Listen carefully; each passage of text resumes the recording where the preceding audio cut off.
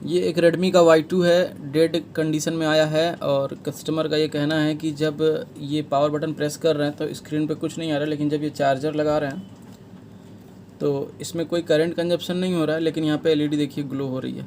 ये आपकी white LED glow कर रही है। इसका मतलब ये होता है कि या तो फ़ोन में शॉर्टिंग है या फिर फ़ोन में मेमोरी चिप ख़राब हो गई है, कंप्यूटर से ऑटो पोर्ट बना रहा है। तो अभी इसमें कोई ऑटो करंट नहीं, तो चार्ज नहीं हो रहा है। इसका मतलब है कि हो सकता है कि इस फ़ोन में एमएमसी चिप शॉर्ट हो गई हो। ठीक है, तो चलिए अभी हमको ये देखना होगा शॉर्टिंग इसमें पहले।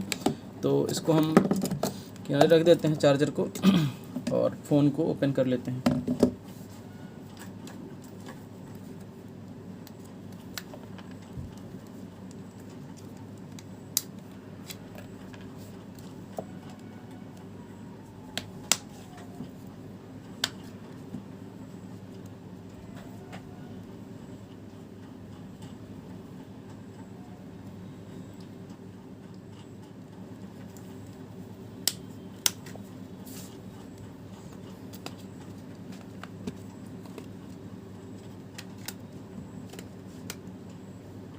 ये बोर्ड पूरा खुला पड़ा है इसमें।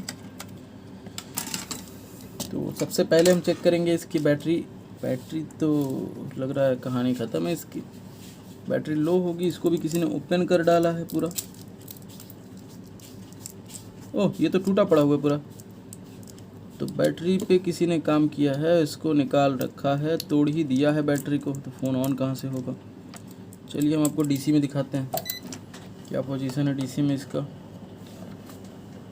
तो 1 मिनट में डीसी सेट कर लूँ पहले। और उसका केबल जो है, बोट केबल,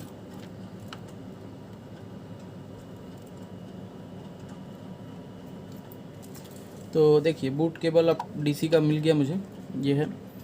और इससे हम जब इस पर कनेक्ट करते हैं तो देखिए क्या हो रहा है, कोई ऑटो करंट कंजप्शन नहीं है। और जब मैं इसका पावर ट्रिगर करता हूँ तो देखिए ट्रिगर भी हो रही है बोर्ड, और ये हमारा 28 जा रही है, छोड़ देने पे ये 0 हो जा रही है। तो इस फ़ोन में क्या प्रॉब्लम है वो देखना पड़ेगा हमको अब, क्योंकि इसकी टेस्टिंग करने से ही हमको फॉल्ट मिलेगा। पहले तो ऐसे नहीं मिल पाएगा, क्योंकि इसमें क्या है, ये 30-31 ऊपर जा नहीं रहा है, उससे ऊपर मिली एम्प्स में, और नीचे आ जा रहा है, फ़ोन बंद हो जा रहा है। तो फ़ोन ऑन नहीं हो रहा है ये। तो चलते हैं अब इसको देखते हैं शॉर्टिंग है कि नहीं, इसमें क्या केस है शॉर्टिंग का। तो इसको हम पहले बैटरी कनेक्टर से स्टार्ट करेंगे। तो माइक्रोस्कोप पे आपको नज़र आएगा कि इसमें बैटरी कनेक्टर कहाँ पे है। तो ज़रा माइक्रोस्कोप का मैं सेटिंग कर दूँ।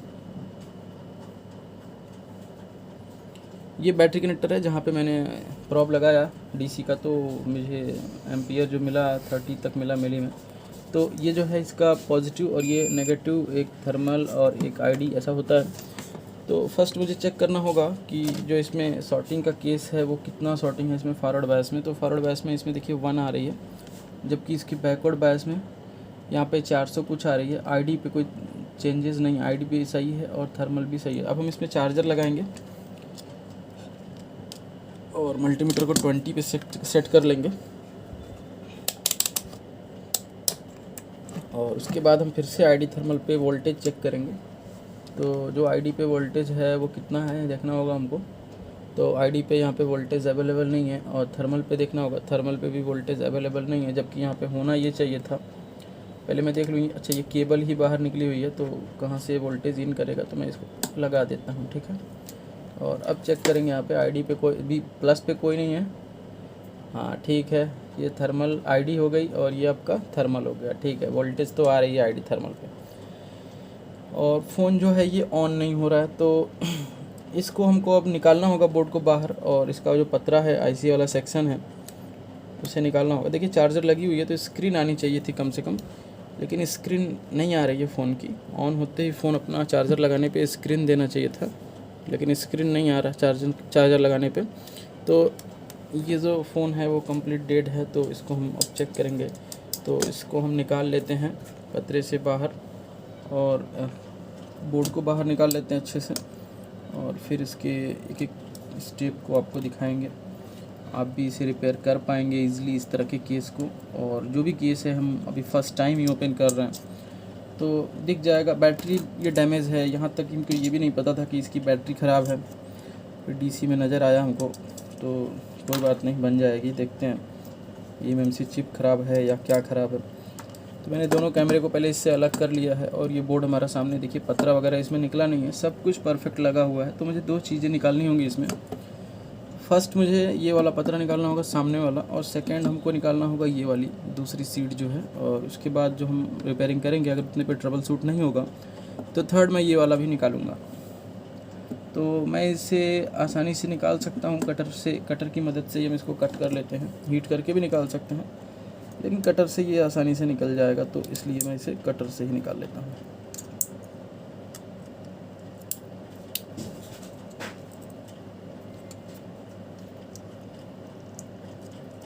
और यहीं पे हमारा PMI है, जो कि हमारा सेकेंडरी पावर IC है, जो कि हमारा चार्जिंग का काम करता है, डिस्प्ले का काम करता है।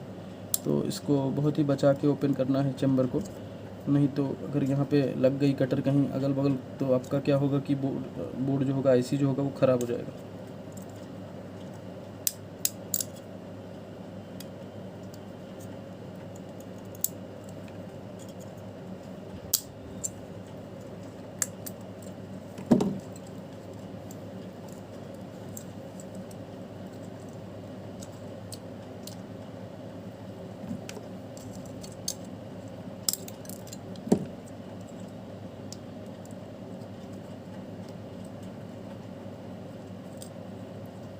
तो जितना निकल चुका है उतना काफ़ी होता है, लेकिन फिर भी हम इसको पूरा निकाल लेते हैं, बाहर कर लेते हैं। इससे क्या होगा कि एक स्टेप की चेकिंग हम कर पाएंगे आसानी से।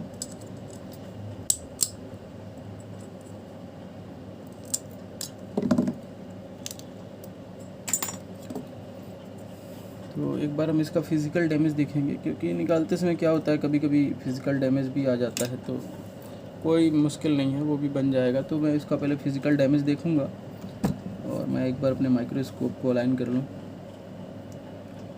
और आपको भी दिखाता हूँ माइक्रोस्कोप पे। देखिए फ़िज़िकल डैमेज के लिए क्या पोजीशन है। माइक्रोस्कोप पे आ जाइए आप। देखिए यहाँ पे स्क्रीन पे आपको दिख रहा है बोर्ड का, ये आपका पोर्शन है जहाँ से मैंने कट करना स्टार्ट किया, और यहाँ से बढ़ते हुए ऊपर साइड तक कोई भी ब्रोक नहीं हुआ, कोई भी चीज़ें टूटी नहीं है, और सब कुछ लगा हुआ है। यहाँ पे देखिए थोड़ा सा ये हमारा PCB जो है वो टेढ़ा हुआ है, लेकिन कोई दिक्कत नहीं है। ये भी सर्किट नहीं कटा है नीचे। तो ये हमारा निकल चुका है। तो अब हम इसमें फ़र्स्ट स्टेप की टेस्टिंग स्टार्ट करेंगे। जैसा कि हम लोग जानते हैं पहले से, सारे वीडियोज़ में हमारे मिल जाएगा आपको ये चीज़ कि फ़र्स्ट स्टेप की टेस्टिंग क्या होती है। सबसे पहले हम बैटरी कनेक्टर पर चेक करते हैं, फिर VPH की लाइन को चेक करते हैं। तो VPH की लाइन को चेक करना होगा हमें फॉरवर्ड बायस और बैकवर्ड बायस में, जिससे कुछ चीज़ें हमको मिल जाती हैं। तो यहाँ पे अभी ये कॉइल जो है वो प्रिंटेड है, तो इसका प्रिंट जो है मुझे पहले निकालना होगा। और अब हम इसके बैकवर्ड बायस के लिए चेक करेंगे इसको। तो यहाँ पे देखिए 100 कुछ की GR वैल्यू आ रही है। तो ये रीज़न हो सकता है डेड होने का, क्योंकि यहाँ पे ये जो GR वैल्यू फॉरवर्ड बायस में है, ये एक्चुअल में तो 1 है, लेकिन जो बैकवर्ड बायस में ये रीडिंग नज़र आ रही है ना, ये ख़तरनाक है, ये अच्छी नहीं है। ये 172 जो आ रही है यहाँ पे, हमको ये जो फर्स्ट में आके जो जा रहा है वो ज़्यादा हो रहा है, 200-300 तक होना चाहिए था। और ये हमारा लाइट का जो कॉइल है, इस पर भी हम चेकिंग कर लेंगे। एक साइड में देखिए 172 आ रहा है, और इसके दूसरे साइड में जो ये जो कनेक्टिविटी है वो दिख रहा है, ट्रैक यहाँ कनेक्ट हुई है, तो यहाँ पे 300 कुछ है, जबकि यहाँ पे 500 होना चाहिए था। और यहाँ पे आपका जो है वो 180 है, जो कि 300 के आसपास होना चाहिए था। तो पहले मैं यहाँ पे और भी कंपोनेंट्स को चेक करूँगा कि कोई कंपोनेंट्स यहाँ पे ग्राउंड के साथ शॉर्ट तो नहीं हो गया। नहीं, ऐसा कुछ तो नज़र नहीं आ रहा है अभी यहाँ पे। चलिए, अब हम फर्स्ट स्टेप की टेस्टिंग कंप्लीट कर चुके हैं, और फर्स्ट स्टेप में जो चीज़ें हमको प्रॉब्लम में नज़र आई उसको हम ट्रबल शूट कर लेते हैं, उसको हम सॉल्व कर लेते हैं, और देखते हैं क्या प्रॉब्लम सॉल्व होती है कि नहीं। तो फर्स्ट स्टेप में हमको प्रोटेक्शन डायोड निकालना होता है। जैसा कि आपको यहाँ पे नज़र आ रहा है, प्रोटेक्शन डायोड स्टील कलर की, स्टील में जो है थोड़ी सी चमकीली है, ग्लास वाली जो डायोड है, इस डायोड को मुझे निकालना होगा। तो मैं इस डायोड को हीट करके भी निकाल सकता हूँ, और ऐसे ही ट्विजर से इसको ब्रेक भी कर सकता हूँ। तो देखिए ये मैंने इसको ऐसे ही ब्रेक कर दिया, और ये डायोड जो है काफ़ी कमज़ोर होता है, टूट जाता है आसानी से, तो मैं इसको ऐसे ही निकाल सकता हूँ। तो देखिए इसके अंदर वाटर डैमेज नज़र आया है थोड़ा सा, और ये जो है हट गया। ठीक है, ये हट गया शॉर्टिंग। और इसके बाद जो स्टेप होगा चेकिंग करने का, वो हमारा होगा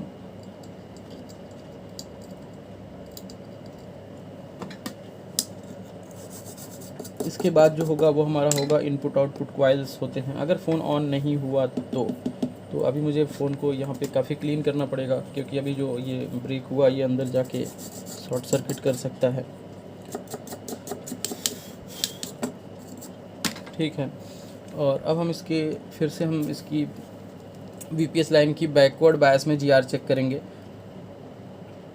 तो देखिए यहाँ पे GR 300 हो गया, जो कि पहले क्या था 100 कुछ था। और इसके फॉरवर्ड बायस में क्या है, फॉरवर्ड बायस में 1 है, बैकवर्ड बायस में क्या है, बैकवर्ड बायस में, ठीक है, हो गया। ये वीडियो अच्छा लगे तो वीडियो को लाइक करें, चैनल पर नया है तो चैनल को सब्सक्राइब कर ले। और अब हम देखते हैं कि ये फ़ोन ऑन हो रही है कि नहीं हो रही है।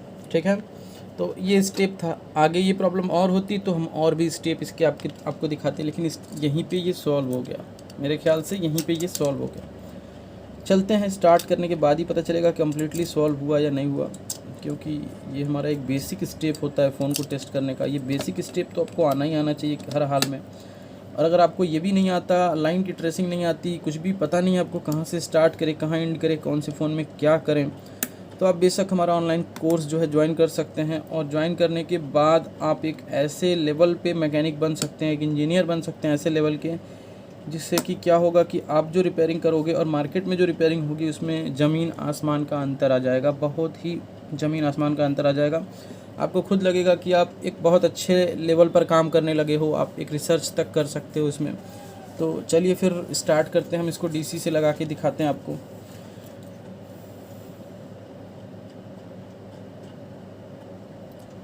तो हमारा जो न्यू बैच है अभी स्टार्ट हो रहा है, ऑनलाइन क्लास का जो न्यू बैच है वो 25 अक्टूबर से स्टार्ट हो रहा है, और एक दूसरी बैच है जो कि 1 नवंबर से स्टार्ट हो रही है। तो दोनों में जो भी आपका टाइम सूटेबल लगे, आपको व्हाट्सएप पे हमें कांटेक्ट करके अपनी सीट को आप कंफर्म कर सकते हो और अपने क्लासरूम को ज्वाइन कर सकते हो टाइम पर, जो भी आपकी टाइम ड्यूरेशन होगी। और 25 से जो स्टार्ट हो रहा है उसमें भी आप ज्वाइन कर सकते हो। ठीक है, यहाँ पे अभी भी केस सेम रहा, प्रोटेक्शन डायोड तो मैंने हटा दिया, तो इसका मतलब है कि अभी भी फ़ोन ऑन नहीं होगा। और यहाँ पे जो शॉर्टिंग हुई थी इस वजह से फ़ोन हमारा डेड पड़ा हुआ था, लेकिन अभी भी फ़ोन ऑन नहीं हो रहा है, सेम केस है। तो ठीक है, कोई दिक्कत नहीं है। अब शायद मेरा चार्जर लगाने पर ना ये करंट लेगा, तो चलिए देखते हैं, क्योंकि अगर ये हमारा VPS शॉर्ट था तो ऐसा प्रॉब्लम आता है। तो देखिए अभी चार्जर पे करंट लेता अगर तो फ़ोन ऑन हो जाता, तो करंट तो अभी भी नहीं लिया और डिस्प्ले पर कुछ भी नहीं आई, कोई दिक्कत नहीं है। अब हम इसको हीटिंग के लिए चेक करेंगे, चार्जर लगी हुई है। ठीक है, अब हम इसको चेक करेंगे कि इसमें VPH की पावर बन रही है कि नहीं बन रही, क्योंकि अब हमारा आगे का स्टेप जो है वो एग्जीक्यूट होगा। मैंने बेसिक स्टेप इस पर लगा लिया, अब फ़ोन ऑन नहीं हुआ, लगा कि वो ऑन हो जाएगी, क्योंकि GR वैल्यू जो ख़राब मिली थी उससे ऐसा होता है कि वो फ़ोन वहीं से डेड होती है। लेकिन अभी जो है वो फाइनली चालू तो हो गई है, चालू कर रहा हूँ, लाइन तो परफेक्ट हो गई है। अब लाइन पर वोल्टेज कितनी आ रही है वो हमको चेक करना होगा, कि जो हमारी लाइन है VPH की उस पर वोल्टेज कितनी है। तो इसके लिए हमको चार्जर इन कर लेना है और वोल्टेज जो है वो चेक करना है। तो वोल्टेज चेक करना यहाँ पे कोई मुश्किल काम नहीं है, सबके लिए आसान ही होता है। यहाँ पे देखिए क्या है, 3.5 वोल्ट की VPH पावर बन रही है, और यहाँ पे आपका है, इधर में आपका क्या है, कोई भी वोल्टेज नहीं है, जो कि +5 वोल्ट -5 वोल्ट बनाता है। तो उधर अभी तो नहीं बनेगा कुछ, क्योंकि फ़ोन ऑन होने दीजिए, पहले फ़ोन ऑन होगी तो बनेगी वोल्टेज। तो अभी फ़िलहाल में कोई प्रॉब्लम यहाँ पे अब नहीं है, क्योंकि यहाँ पे वोल्टेज भी बनने लगी है, GR भी बन रही थी। तो अभी इसके बाद का जो टेस्टिंग होगा वो हमको अब आगे टेस्ट करना होगा। तो थोड़ा सा कुछ स्टेप है जिसे मैं चेक कर लूँ। यस, यहाँ पे फ़ोन में प्रॉब्लम नज़र आ रही है मुझे, अभी मैं आपको आगे एक्सप्लेन कर दूँगा क्या प्रॉब्लम है। एक एक स्टेप करते हुए चले तो अच्छा लगेगा देखने में कैसे काम हुआ है एक्चुअल में। तो फ़ोन की प्रॉब्लम मुझे अभी नज़र आ रही है। मेरे ख्याल से अभी इसका सेकंड वाला जो पतरा है ना वो निकालना पड़ेगा, और इस तरह से हम इसकी ट्रेसिंग को कंप्लीट कर लेंगे। तो चलिए इसका हम जो सेकंड वाला पतरा है उसको भी निकालेंगे। और ये फ़ोन किसी ने देखा है लेकिन छोड़ दिया, काम नहीं किया उस पर। तो एक बार मैं इसमें पोर्ट चेक कर लूँ, क्योंकि अभी जो कंडीशन है वो VPH की शॉर्टिंग तो मैंने चेक कर लिया। एक बार मैं इसमें पोर्ट चेक कर लूँ कि ये ऑटो पोर्ट तो नहीं दे रहा स्क्रीन डेस्कटॉप पर। तो पोर्ट चेक करने के लिए हम इसको कनेक्ट कर लेते हैं कंप्यूटर से और देखते हैं कि पोर्ट का क्या सीन है, पोर्ट दे रहा है ऑटो पोर्ट या नहीं दे रहा। तो एक बार मैं इसमें डीसी लगा देता हूँ, क्योंकि वो बैटरी नहीं है ना, तो डीसी से भी पता चल जाएगा।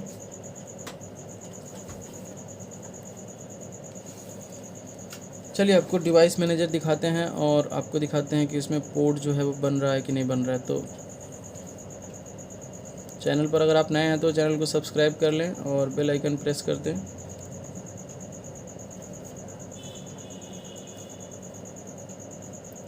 तो यहाँ पे देखिए कोई पोर्टेबल डिवाइस तो दे रहा है, लेकिन पोर्टेबल डिवाइस है वो एक्चुअल में, देखिए जो तो कॉमन पोर्ट नहीं है वो। तो चलिए यहाँ पे एक तो मिला क्लू, यहाँ पे ये एक बड़ा क्लू है कि इसमें पोर्ट नहीं बन रही है। इसका मतलब है कि ये जो फ़ोन है वो ऑन नहीं हो रही है, ठीक है। इसकी पावर आईसी ऑन नहीं हो रही है, पावर आईसी पूरी तरह से वर्क नहीं कर रही है, या फिर इसकी सीपीयू ख़राब है, सीपीयू वर्क नहीं कर रही है। दोनों में से कोई केस होगा इसमें, ठीक है। तो अभी इसका पावर ट्रिगर मैं दे रहा हूँ अगर इसको, तो अभी पावर ट्रिगर में कोई भी रीडिंग नहीं ले रही है। और जब चार्जर निकाल के पावर ट्रिगर दे रहा हूँ तो 33 तक जा रही है और रिटर्न आ जा रही है। तो सेम केस बना हुआ है चार्जर लगा के करने पर भी और निकाल के। तो यहाँ पे हमारा कोई भी पोर्ट नज़र नहीं आया। एक बार मैं जैक को और भी वेरीफाई कर लूँ, ऐसा तो नहीं है कि कहीं ये केबल सही से नहीं लगी हो और फिर मेरा यहाँ पे टेस्टिंग ही गलत हो जाए। तो ठीक है, यहाँ पे अभी क्या है कि ये जैक वगैरह जो है वो कनेक्ट नहीं हो रहा है, पोर्ट में पोर्ट नहीं बना रहा है। तो ठीक है, कोई बात नहीं। अब हम इसकी पोर्ट को चेक करेंगे ईडीएल के थ्रू कि ये ईडीएल पोर्ट दे रहा है कि नहीं दे रहा है। उससे क्या होगा कि एक और कन्फर्मेशन मिल जाएगी। तो ईडीएल की पॉइंट हमको पता होना चाहिए। तो जैसा कि मैं बता दूं कि ईडीएल की पॉइंट आपको पता ही होगा। मैं एक बार सीधे पोर्ट लगाता हूं, तो आप इधर आइए और यहाँ पे जब मैं कहूँगा तो आप इसको प्लग इन कर दीजिएगा। चलिए प्लग इन करिए, इन करिए, हो गई इन हुई है पूरी तरह से, ठीक है। निकालिए फिर से और अब इन करिए, ठीक है। ईडीएल शॉर्ट करने के बाद भी यहाँ पे कोई पोर्ट नहीं बन रहा है। निकाल लीजिए चार्जर। इसका मतलब ये साफ़ है कि इसके फ़ोन में जो है प्रॉब्लम जो है वो हमारा पोर्ट भी नहीं बना रही है। इसका मतलब सीपीयू ऑन नहीं हो रही है और हमारा पोर्ट ना बनने से फ़ोन डेड होगा। क्योंकि फ़ोन अभी क्यों नहीं ऑन हो रहा है, क्योंकि पावर ही नहीं बन रही है इसकी जितनी बननी चाहिए। तो इसका हम जो सेकंड वाला चैम्बर है, जो पतरा है, उसको निकालेंगे, जो कि पावर आईसी के ऊपर लगी होती है, मेन पावर आईसी के ऊपर। तो हम इस पतरे को अब निकालेंगे और इसके ऊपर सीपीयू है, तो इसकी टेस्टिंग के बाद फिर सीपीयू का भी निकाल लेंगे। तो चलिए इसको हम अब ओपन कर लेते हैं।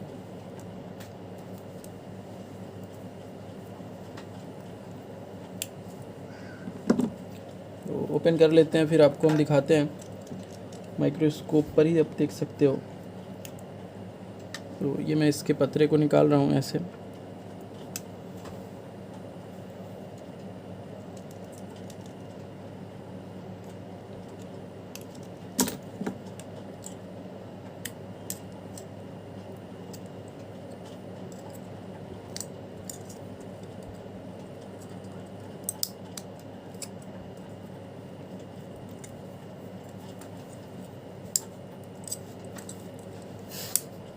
तो देखिए पतरा निकल चुका है, थोड़ा सा बचा हुआ है बस। तो मैं आपको दिखा दूँ, ये देखिए पतरा जो है वो निकल चुका है, बस थोड़ा सा बचा हुआ है। अब ये निकल गया बाहर पूरी तरह से। और सेम प्रोसीजर इस पर भी हमको करना होगा। पहले फिज़िकल डैमेज देखना होगा कि निकालते वक्त कोई कंपोनेंट टूटी या नहीं टूटी, ठीक है। इतना हो गया। इसके बाद अब हम एक चीज़ कंफर्म है पहले से कि इसमें जो सॉर्टिंग है वो वीपीएच की सॉर्टिंग तो फ़िलहाल नहीं है। तो मुझे इसके लिए क्या करना पड़ेगा, अभी इसका जो है पूरी आईसी की ट्रेसिंग करनी पड़ेगी। जो यहाँ पे हमारी आईसी लगी हुई है 8953, इसकी ट्रेसिंग करनी पड़ेगी। तो इसकी ट्रेसिंग अगर आपको पता होगा तो आप बेशक कर पाओगे, क्योंकि ये ट्रेसिंग मैं बताता हूँ स्टेप बाय स्टेप कैसे करना है क्लास में। और चलिए अभी थोड़ा सा तो एक्सप्लेन कर ही देंगे हम कि कैसे करना है, जिससे आपको भी थोड़ा सपोर्ट मिल सकता है। तो मैंने यहाँ पे वीपीएच की लाइन अभी चेक करना शुरू किया, तो वीपीएच में तो नहीं है सॉर्टिंग। और अब हम सीपीयू की लाइन को भी चेक करेंगे स्टेप बाय स्टेप। तो सीपीयू की लाइन चेक करनी जो है वो काफ़ी आसान होती है। और बहुत ही ईजी तरीके से चेक करना होता है, मुश्किल नहीं होता इसमें। तो सबसे पहले मुझे इसके ऊपर का जो पेंट है वो हटाना पड़ेगा, जिससे क्या होगा कि कंफर्म हो पाएगा कि प्रॉब मेरी इस पर टच हो रही है कि नहीं हो रही है। तो मैं इसको एक बार क्लीन कर लेता हूँ, फिर आपको दिखाता हूँ।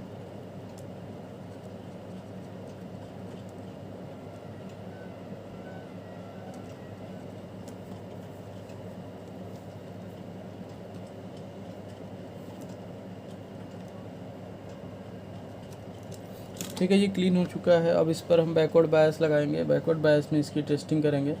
तो मल्टीमीटर आपको स्क्रीन पे नज़र आ रहा होगा। यहाँ पे देखिए, यहाँ पे 228, यहाँ पे क्या है 3, यहाँ पे क्या है 3, यहाँ पे क्या है 2, यहाँ पे क्या है 2, यहाँ पे क्या है। तो हमारा CPU ओके है।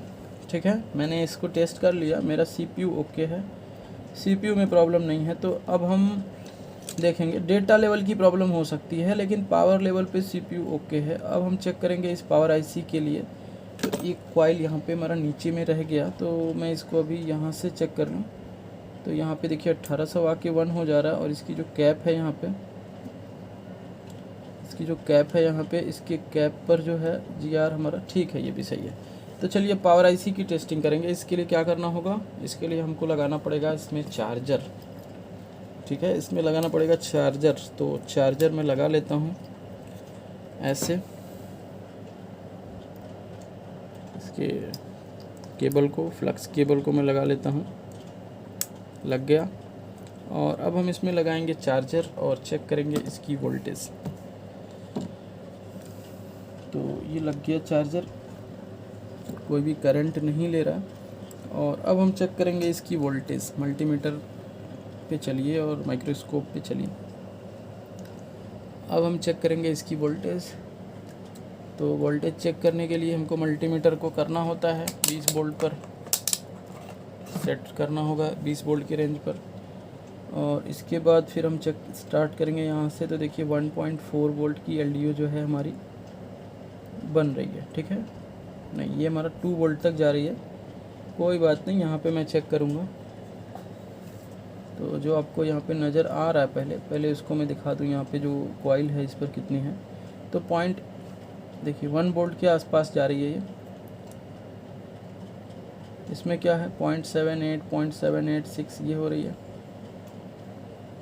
इसमें भी 0.8 फ्लैक्चुएट कर रही है ये, इसमें भी फ्लैक्चुएट कर रही है, इसमें भी अप डाउन हो रही है। और इसमें क्या है, कोई वोल्टेज नहीं है। और ये वाली कॉइल जो है, जो कि हमारी हायर LDO है, ये हमारी हायर LDO भी अप डाउन हो रही है। तो ये हायर LDO है और ये लोअर LDO है, जो कि हमारा बन रहा है बोर्ड में, लेकिन ये कट हो रही है बार बार। चलिए देखते हैं ये क्यों कट हो रही है बार बार, ऐसा क्यों हो रहा है। ये CPU को पूरी पावर जो है दे नहीं रही है, प्रॉपर पावर दे जरूर रही है लेकिन पूरी नहीं दे रही है, इसीलिए CPU ऑन नहीं हो पा रहा है, क्योंकि ये स्टेबल पावर नहीं दे रही है। तो इसके पीछे का 2 रीज़न हो सकता है। या तो PM पावर ऑन रीसेट जो है CPU को नहीं मिल रही है, जिस वजह से CPU PS होल्ड नहीं भेज रहा है यहाँ पे, और या तो इसका जो PS होल्ड की लाइन है वो ख़राब है CPU के अंदर से। तो दोनों चीज़ों को हमको टेस्ट करना पड़ेगा। उससे पहले हम इसकी LDO जितने भी कंपोनेंट लगे हुए यहाँ पे, उन सब की लाइन की टेस्टिंग कर लें, देखें कि कोई लाइन शॉर्ट तो नहीं है 1.8 वाली लाइन, क्योंकि ऐसा 1.8 के शॉर्ट होने पर भी होता है। तो वो मुश्किल नहीं है, यहाँ पे जितने भी कंपोनेंट लगे हैं उनकी टेस्टिंग हमको करना होगा। यहाँ पे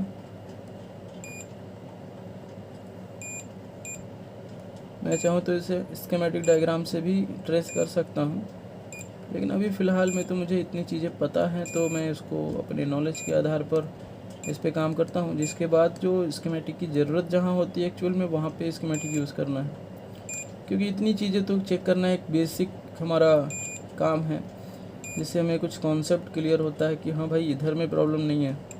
जैसे हमने यहाँ से ट्रेस करता, देखिए यहाँ पे एक कैपेसिटर जो है शॉर्ट मिली हमको। मैं आपको दिखा दूँ कि यहाँ पे एक कैपेसिटर जो है वो बजर साउंड के साथ आ रही है, लेकिन यहाँ पे दूसरी नहीं आ रही है, और ये भी नहीं कर रही है। ठीक है, मैं इसको मार्किंग कर लेता हूँ दिमाग में।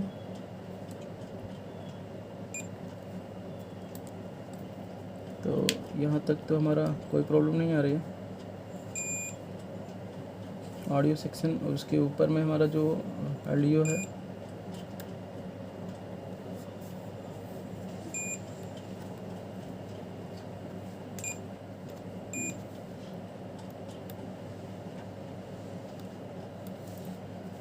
तो एक कंपोनेंट मुझे शॉर्ट नज़र आया, मुझे अभी कंफर्म हो जाएगा वो हम स्कीमेटिक का यूज़ करेंगे यहाँ पे अब, क्योंकि अभी तक तो हमने नहीं किया, लेकिन अब करेंगे स्कीमेटिक का यूज़।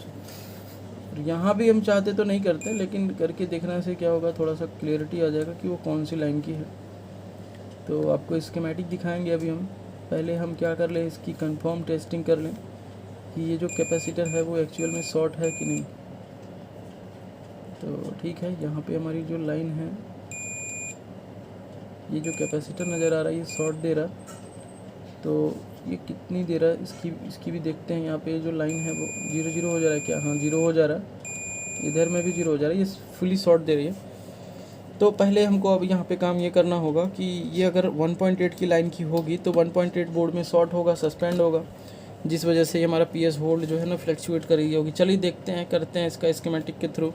तो इसमें हम पहले स्कीमेटिक ओपन करेंगे, तो 1 मिनट थोड़ा सा वेट करना पड़ेगा आपको, ताकि मैं फ़ोन कनेक्ट कर लूँ, नेट कनेक्ट कर लूँ।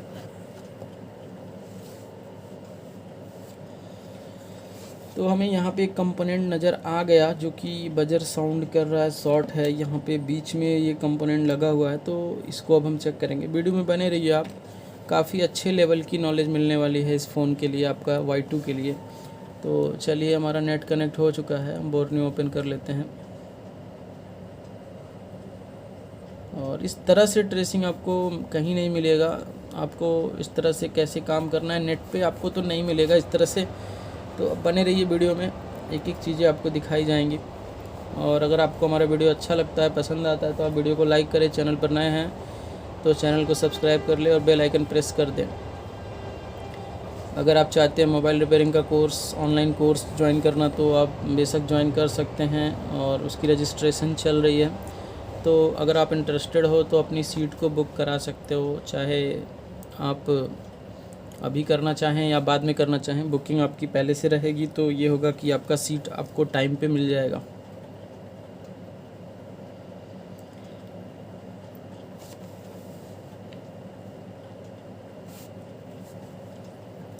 तो थोड़ा टाइम ले रहा है, बोर्नियो स्कीमेटिक स्लो हो चुका है, धीरे धीरे इसके सर्वर पर भी लोड आ रही है। तो इसके लिए हम स्कीमेटिक खोलेंगे, ना कि हार्डवेयर सॉल्यूशन। तो हम इसका स्कीमेटिक ओपन कर लेते हैं।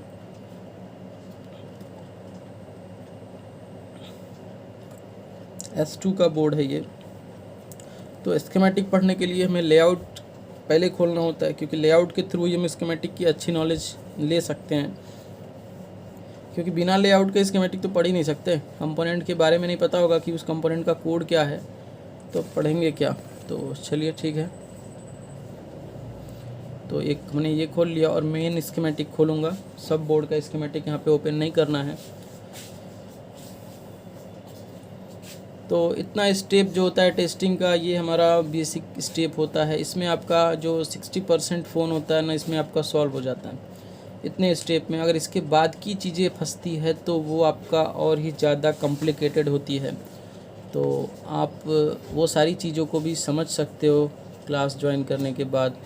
तो यहाँ पे S2 का मैं अभी देखूँगा लेआउट, और उसमें देखूँगा कि जो कंपोनेंट हमारा शॉर्ट आ रहा है वो कंपोनेंट कौन सा है, उस कंपोनेंट की जो वैल्यू है वो कितनी है, वो क्यों शॉर्ट आ रहा है। दोनों साइड ग्राउंड तो नहीं है उसमें। तो यहाँ पे C जो है 3 कैपेसिटर लगी हुई है लाइन से, यहाँ पे जो 3 कैपेसिटर लाइन से लगी हुई है, इसमें से बीच वाला जो है हमारा वही था, बजर आ रहा था।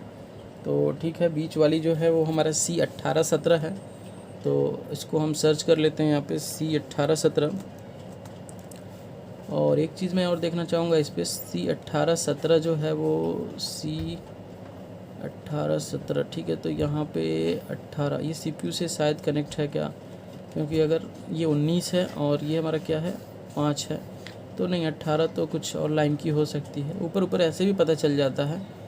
तो चलिए C1817 जो है 1817 को स्कीमेटिक में हम सर्च किया, मैंने तो यहाँ पे आपको ये नज़र आया एक आईसी जो कि हमारा लग रहा है पावर आईसी है।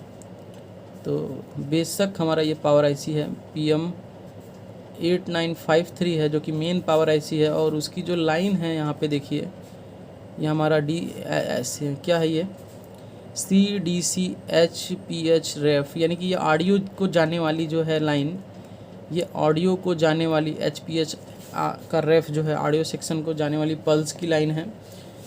तो ये लाइन अगर हम ब्रेक कर देंगे ना, तो होगा ये कि ऑडियो इसमें नहीं बजेगी, इस फ़ोन में जो ऑडियो है वो नहीं बजेगी।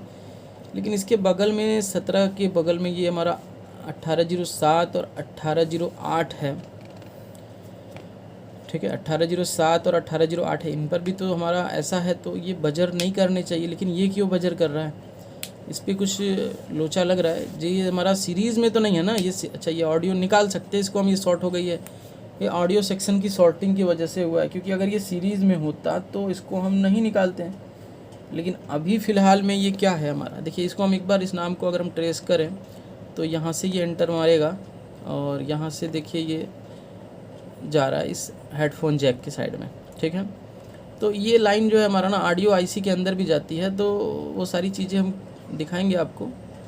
यहाँ पे CDC-HPH-L है और यहाँ पे हेडफोन राइट है, इसको हम देखिए कनेक्ट करें यहाँ से, तो यहाँ पे रेफरेंस वोल्टेज जो है यही वाली लाइन हमारी शॉर्ट है, ठीक है। तो इस लाइन को हमें कैसे निकालना होगा इसकी शॉर्टिंग, तो इसको ज़रूरी नहीं है कि ये कैपेसिटर निकाल देंगे हम 18-17 तो हमारी जो शॉर्टिंग है वो निकल जाएगी, क्योंकि इसके जड़ तक जाना होगा, इसके जड़ तक जाना होगा।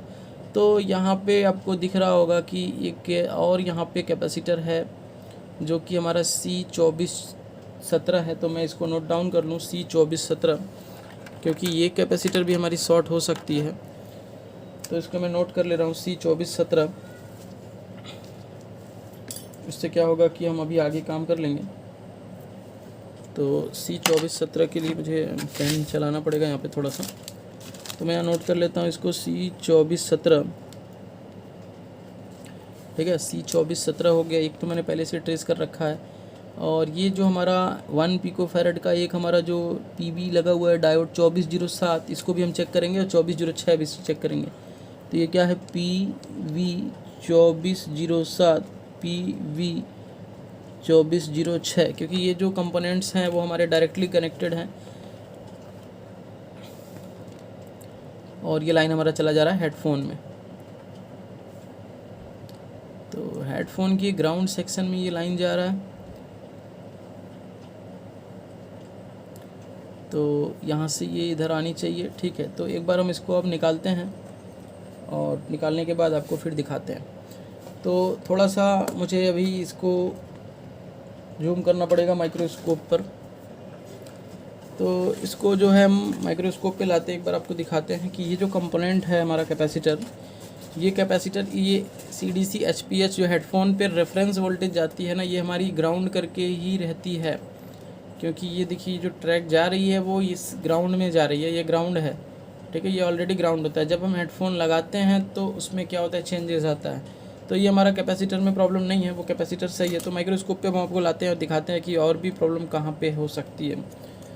तो फिलहाल में अभी पावर आईसी के पास में कोई भी ऐसा कंपोनेंट नहीं नज़र आया। जो भी यहाँ पे नज़र आया एक शॉर्ट करके, वो हमारा रेफरेंस की लाइन है, जो कि वो शॉर्ट ही रहेगी हमारा, उसमें कोई दिक्कत नहीं है, तो इस पर हम छेड़छाड़ नहीं करेंगे। तो एक बार हम इसको चेक करेंगे कि इसमें जो L5 की वोल्टेज है वो बन रही है कि नहीं बन रही है। तो इसके लिए मुझे स्कीमेटिक का फिर से यूज़ करना पड़ेगा, और यहाँ पे हम लिखेंगे ऐसे VRAGE_L5 और सर्च कर लेते हैं इसका। तो ये देखिए L5 की जो वोल्टेज है हमारी, वो हमारा बन रहा है यहाँ पे, देखिए पावर आईसी के पास में हमारा बन रहा है। तो एक बार हम फिर से इसको और किसी और प्लेस पे चेक करना चाहेंगे। ये प्लेस हमें थोड़ा सा अच्छा नहीं लग रहा है, ये MMC के पास भी बन रहा है, तो यहाँ पे हम चेक कर सकते हैं इसको।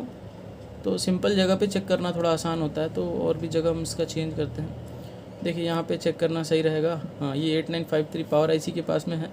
तो इस कैपेसिटर का नाम निकालते हैं हम, 1811, 1810 और 1809। तो इसमें से जो दोनों हमारा है, एक तो फ्लैक्चुएट कर रही है S4 वाली, लेकिन L5 वाली जो है 1811 जो है, उसको हम अब यहाँ बोर्ड में चेक करते हैं। यहाँ लिखेंगे C1811 और इसके बाद हम सर्च करते हैं। तो देखिए यहाँ पे ये जो बोर्ड में आईसी के जस्ट ऊपर लगी हुई है, तो इसको हम एक बार ट्रेस करके आपको बताते हैं खुद। तो यहाँ पे अभी कोई प्रॉब्लम नज़र नहीं आ रही है, सही है, इस पर कोई प्रॉब्लम नहीं है। चलिए अब इसको हम आपको वोल्टेज दिखाते हैं कि वोल्टेज का क्या सीन है, इसमें वोल्टेज की क्या कंडीशन है, वोल्टेज में प्रॉब्लम है कि नहीं है। तो इसके लिए हम आपको फिर से माइक्रोस्कोप पर ले जाएंगे और अपने बोर्ड पर आपको टेस्ट करके दिखाएंगे। तो ये हमारा माइक्रोस्कोप ओपन हो गया है और इसको फुल स्क्रीन कर लिया। तो मैंने चार्जर लगा लिया इसमें, और चार्जर लगाने के बाद इसको हम वोल्टेज देंगे, यानी चार्जर प्लग इन करेंगे और उसके बाद से फिर हम इसमें L5 की वोल्टेज को ट्रेस करेंगे। तो माइक्रोस्कोप में आपको नज़र आ रहा होगा कि L5 की जो कंपोनेंट हमने ट्रेस किया अभी स्कीमेटिक से, वो ये वाली है। तो देखिए यहाँ पे 1.8 की जो वोल्टेज है वो भी हमारे L5 वाले फ्लैक्चुएट कर रही है, और ये 2 वोल्ट भी फ्लैक्चुएट कर रही है। तो रीज़न ये होता है कि हमारा जो PS होल्ड होता है और PM पावर एंड रीसेट होता है, इसमें प्रॉब्लम हो सकती है। तो हम यहाँ पे जल्दी से चेक कर लेते हैं, स्कीमेटिक में तुरंत चेक कर लेते हैं। यहाँ पे हम PM underscore power on underscore reset, और ये रीसेट जो है हमारा देखिए नो मैच फाउंड हो गया, तो कुछ तो दिक्कत है। चलिए PM पावर ऑन ही खाली देखते हैं। तो यहाँ से PM पावर ऑन रीसेट जो है निकल रही है, और ये हमारा PM पावर ऑन रीसेट जो है एक कैपेसिटर पे जा रही है C511 पे 501 पे, जो कि CPU के अंदर जा रही है। तो वो चेक करना है C501, मैं इसको नोट कर लेता हूँ। और उसके बाद ये एक रजिस्टर है जो यहाँ पे है, तो C501 को मैं नोट कर लूँ पहले, उसके बाद फिर मैं आगे बात करता हूँ। तो C501 नोट कर लिया, और इसके बाद हमको चेक करना होगा ये PS होल्ड जो नीचे है। तो PS होल्ड के लिए यहाँ से मैं एक बार क्लिक करूँगा तो देखिए यहाँ पे एक कैपेसिटर आ गई PS होल्ड नाम से, जो कि हमारा PM8953 पे जा रही है। तो इसका मैं एक बार और ट्रेस करूँगा कि इसका कोई टेस्टिंग पॉइंट हो, शायद नहीं, यहाँ पे कोई टेस्टिंग पॉइंट नहीं दिखा रहा है।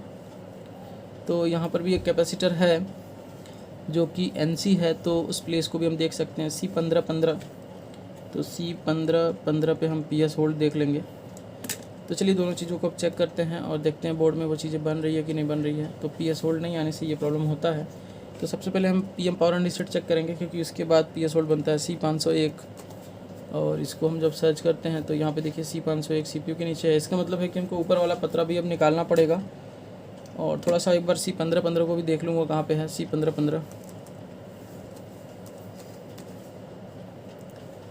तो ये भी हमारा जो है ये कहाँ पे है, इसको हाँ यहाँ पे नीचे लगा हुआ है, जो कि पावर IC के नीचे है। तो ये टेस्ट हो जाएगा। तो चलिए इसको हम पहले टेस्ट कर लेते हैं C1515 को। तो C1515 हमारा यहाँ पे माइक्रोस्कोप में नज़र आएगा आपको।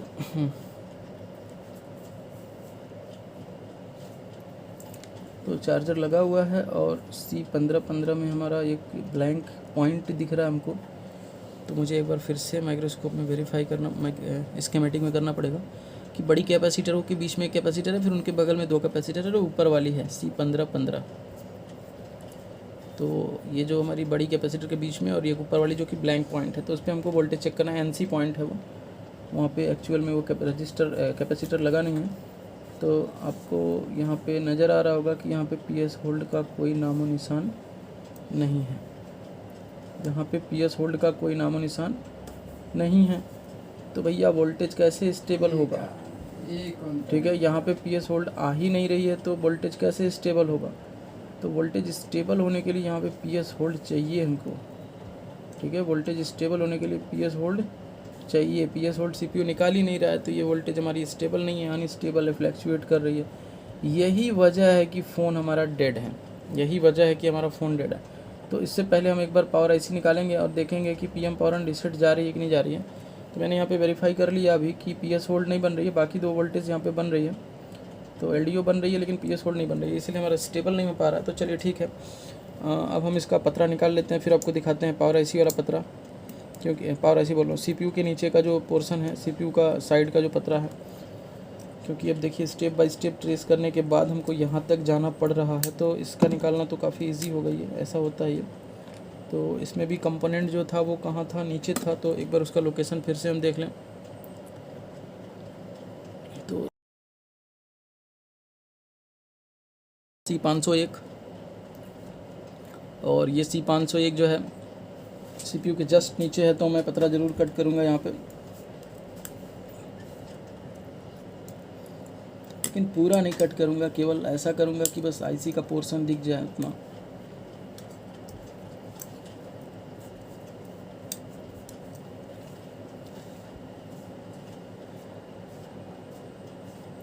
ठीक है, तो मैं इधर से काउंट कर लूँ 1 2, यहाँ पे दिख रहा है 1 2 3 4, 4 नंबर का जो कंपोनेंट है।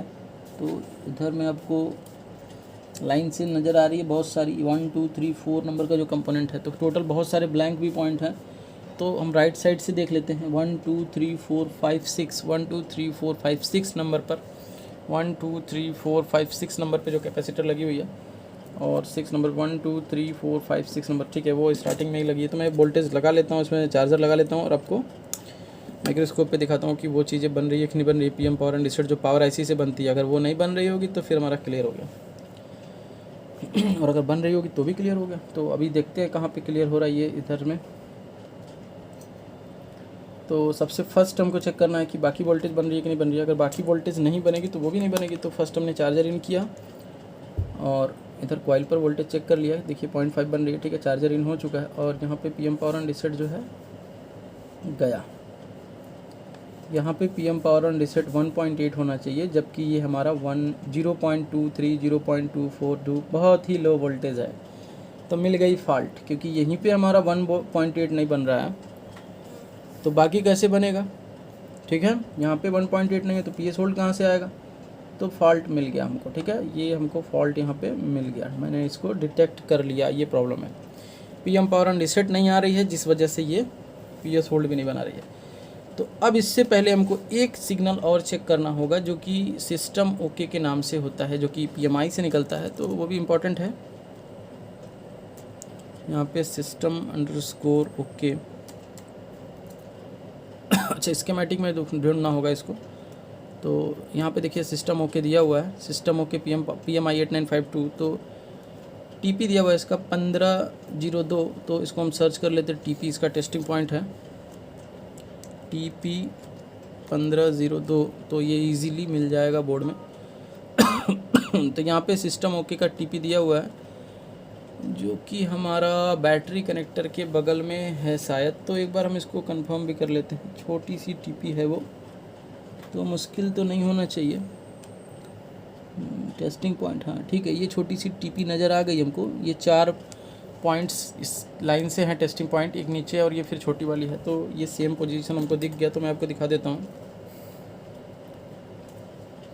वीडियो ज़रूर लंबा हो रहा है, लेकिन वीडियो में जो इन्फॉर्मेशन दी जा रही है वो बहुत ही अच्छे लेवल की है, आप उससे काम करना सीख जाओगे, काम करने आ जाएगा आपको। तो और भी बहुत सारे बोर्ड हैं जिनकी ट्रेसिंग अलग अलग तरीके से होती है। तो आप देखिए यहाँ पे सिस्टम ओके आ रही है 1.8, इसका मतलब है कि हमारा जो है PMI ओके है, PM के अंदर प्रॉब्लम है। तो चलिए चेंज करते हैं मेन पावर IC, जो कि PM है हमारा, PM से PM पावर एंड रिसेट नहीं निकल रहा है, जिससे ये प्रॉब्लम आ रही है।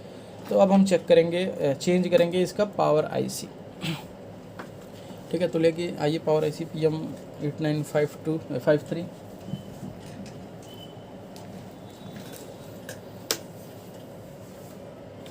तो थोड़ा सा वीडियो को मैं स्टॉप कर लेता हूँ, या फिर चलिए लेके आइए आप IC, तब तक मैं IC निकाल लेता हूँ, कोई नहीं।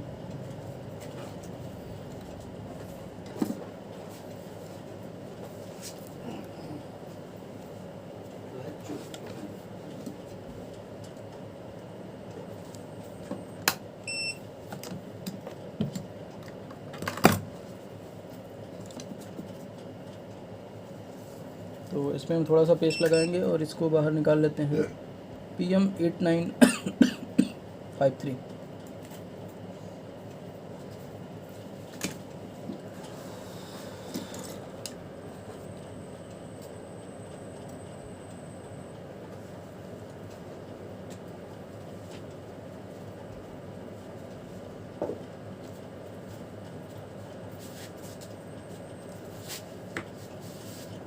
इसको रिवॉल्व कर देने से भी प्रॉब्लम सॉल्व हो सकती है मे बी, लेकिन मैं चेंज करूँगा, क्योंकि अगर नहीं हुई तो फिर एक बार और करना पड़ जाएगा और टाइम लग जाएगा, फिर वीडियो काफ़ी लंबा हो जाएगा।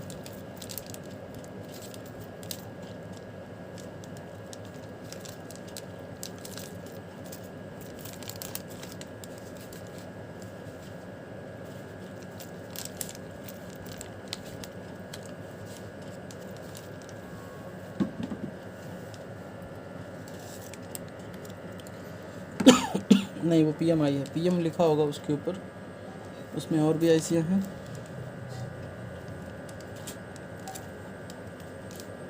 ये नीचे वाली जो लाइन में है, ये वाली जो IC इस लाइन में रखी हुई है। पकड़ के तो जरा आप इसको। मैं एक बार माइक्रोस्कोप में देख लूँगा। ये PM8953 वही है, तो इसमें से निकाल लेते हैं 21।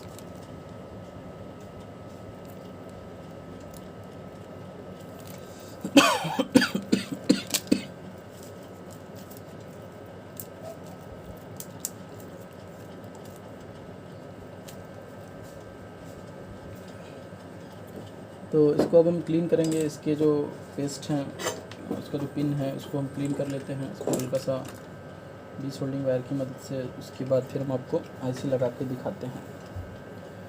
तो यहाँ पे ये IC प्रॉब्लम में थी, मुझे नज़र आया ये IC प्रॉब्लम में थी, जिससे ये PM पावर ऑन रीसेट नहीं निकाल रही थी, जिससे क्या हो रहा था कि PS होल्ड नहीं आ रहा था CPU से।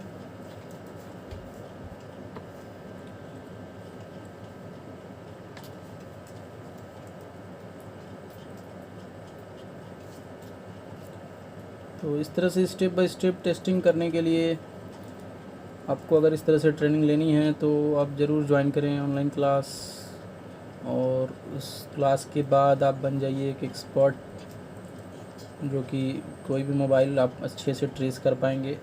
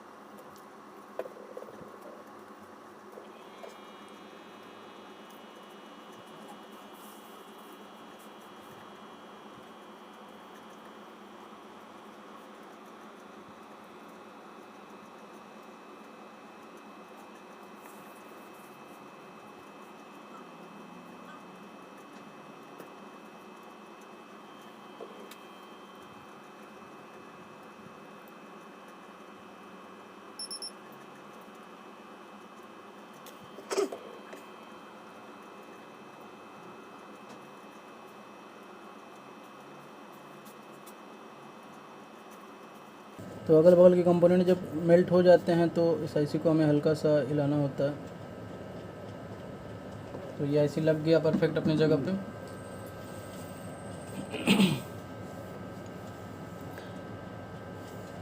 तो अब थोड़ा सा वेट कर लेते हैं, इसे ठंडा होने देते हैं और फिर फ़ोन को ऑन करके चेक करते हैं।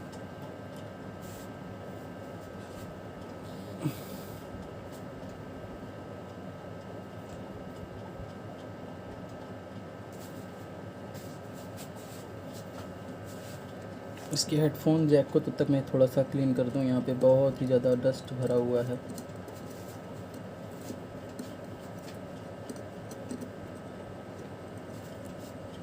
तो ये हो सकता है कि फ़ोन ऑन होने के बाद हेडफोन सिंबल दे, तो टेस्टिंग के बाद पता चल जाएगा है कि नहीं। अभी टेस्टिंग किया नहीं मैंने हेडफोन सिंबल आने का ना आने का। कोई नहीं, पहले फ़ोन होने देते हैं, ऑन होने देते हैं। ऑन होने के बाद ही पता चलेगा कि क्या कंडीशन है।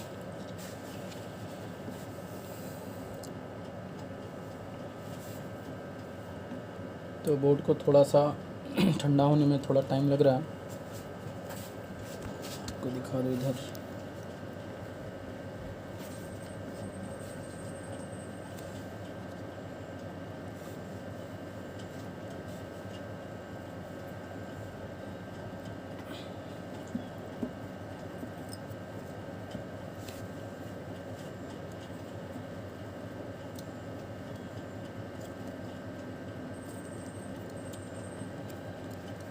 तो ये लग गया, और अब हम इसको फिर से चार्जर के साथ कनेक्ट करते हैं और देखते हैं फ़ोन वाइब्रेट कर रहा है या नहीं कर रहा है।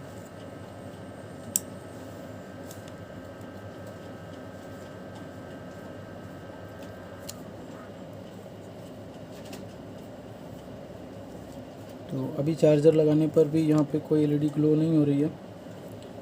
तो एक बार हम इसको डीसी के साथ चेक करेंगे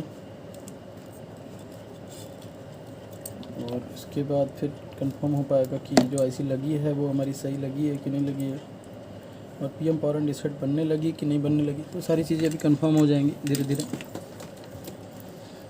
सिस्टम होके निकल रहा है तो पीएम पावर एंड रीसेट निकलना चाहिए। तो अभी यहाँ पे इसको मैंने कनेक्ट किया डीसी में और इसको मैं प्रेस कर रहा हूँ। तो ये हमारा सेम कंडीशन पे रुका हुआ है जैसा कंडीशन पहले था।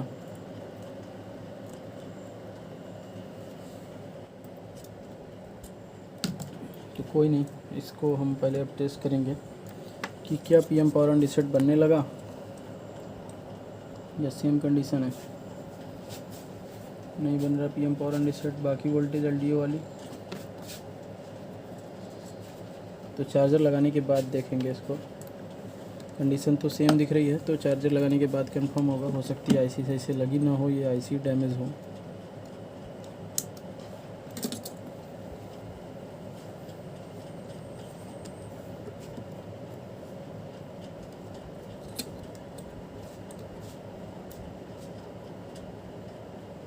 पीएस होल्ड अभी भी नहीं आ रही है और इसका पीएम पावर एंड रीसेट अभी भी नहीं निकल रहा है।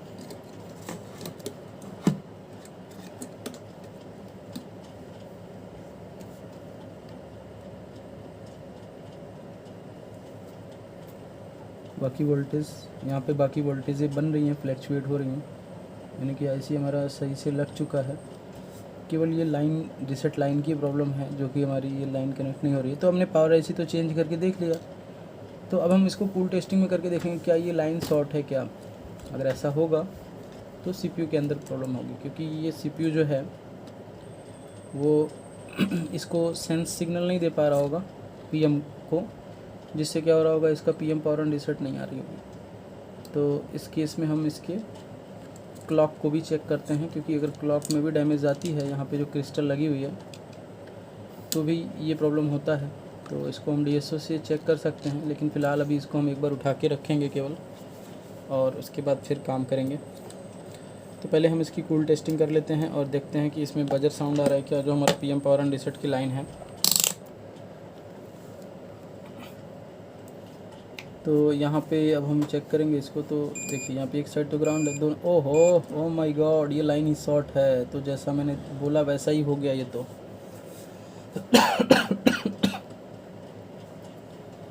तो यहाँ पे देखिए ये बजर कर रहा है और इधर भी बजर कर रहा है। तो कहानी यहाँ से ख़त्म है। मैंने पहले नहीं चेक किया इसको। तो देखिए एक स्टेप मिस्टेक होने से एक आईसी चेंज करनी पड़ गई। ठीक है, कोई बात नहीं है, हमने तो अपना प्रोसीजर सही ढंग से किया। ये वोल्टेज मैंने चेक किया, लेकिन जीआर नहीं चेक किया मैंने यहाँ पे। ठीक है, कोई नहीं। तो अब हम पीएस होल्ड को भी जो चेक करेंगे कि वो लाइन भी शॉर्ट है कि नहीं। तो ये लाइन जो है हमारी एक साइड ग्राउंड है और दूसरे साइड हमारी परफेक्ट है। तो हमारी पीएस होल्ड तो सीपीयू से आती है ना, तो वो तो सही है। लेकिन यहाँ पे देखिए 400 का जीआर भी आ रहा है, लेकिन इधर में क्या है, ये लाइन जो है हमारा, ये कैपेसिटर शॉर्ट आ रहा है। तो चलिए इस कैपेसिटर को हम निकाल लेते हैं, या फिर सीपीयू के अंदर एक बार किनारे से मैं देखता हूँ कि क्या कंडीशन है। ठीक है, मैं इस कैपेसिटर को एक बार निकाल लेता हूँ। हल्का सा पेस्ट लगा के काम करूँगा, ताकि सीपीयू के अंदर भी पेस्ट हल्की सी जाए वहाँ पर। अगर अंदर में कुछ कंपोनेंट बॉल्स होंगे तो वो हट जाए। कोई नहीं, बस इतना हो गया। फिर मैं इसको हल्का सा क्लीन कर लेता हूँ, क्योंकि ये तो काफ़ी ज़्यादा है।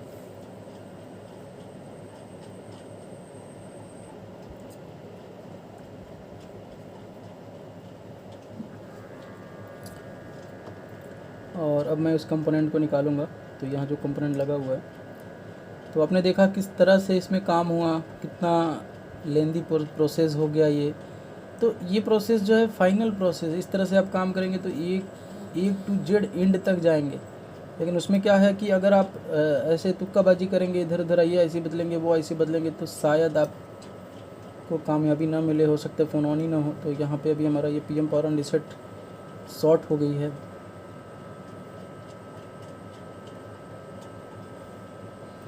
तो ये काफ़ी डिफ़िकल्ट हो रहा है। तो मैं इसको क्या करता हूँ, ट्वीज़र से निकाल देता हूँ, क्योंकि मेरा ट्वीज़र थोड़ा सा मोटा हो गया यहाँ पे। और दूसरी ट्वीज़र कहाँ है, दिख नहीं रही है। चलिए कोई नहीं, निकालते हैं, इसी से हल्का सा धक्का देंगे तो वो ज़रूर। सीपीयू नहीं हिलनी चाहिए यहाँ पे ज़्यादा, सीपीयू ज़्यादा हिल जाएगी तो फ़ोन कंफर्म है कि ऑन नहीं होगा। हो गया, ये कैपेसिटर निकल गया। और इसको मुझे यहाँ से ज़्यादा दूर भी नहीं करना है, कोई नहीं, यहीं पे रख देते, ये है तो कैपेसिटर ही ना।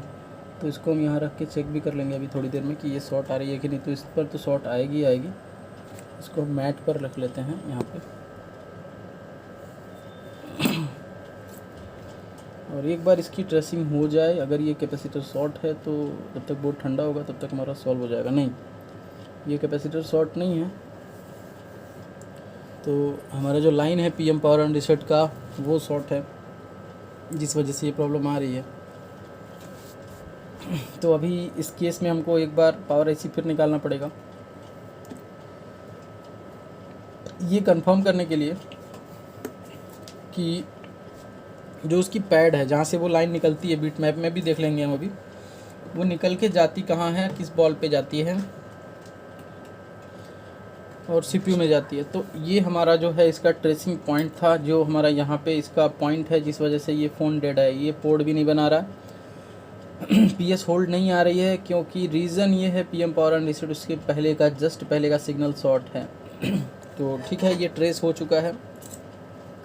और अब हम इसको एक बार चेक करेंगे। तो यहाँ पे अभी फ़िलहाल तो शॉर्टिंग है ही, क्योंकि ये शॉर्टिंग हटी नहीं। तो ये रीज़न हमारा सीपीयू के अंदर शॉर्टिंग की भी हो सकती है। तो हम इस केस में सीपीयू रिवॉल्व भी कर सकते हैं, लेकिन पहले एक बार पहले हम इस पावर आईसी को क्या करेंगे, निकालेंगे। तो पहले बीट मैप देखेंगे, और बीट मैप में एक बार हमको कंफर्म हो जाना चाहिए कि कहाँ कहाँ जा रहा है। नहीं तो तरीके तो और भी हैं, लेकिन ये है कि थोड़ा सा ज़्यादा काम करना पड़ेगा, तो बीट मैप से थोड़ा सा काम कम हो जाता है। तो बीट मैप में हमारा Redmi Y2 पड़ा हुआ है, तो मैं इसका यूज़ ही करूँगा, क्यों यूज़ ना करूँ इसको मैं।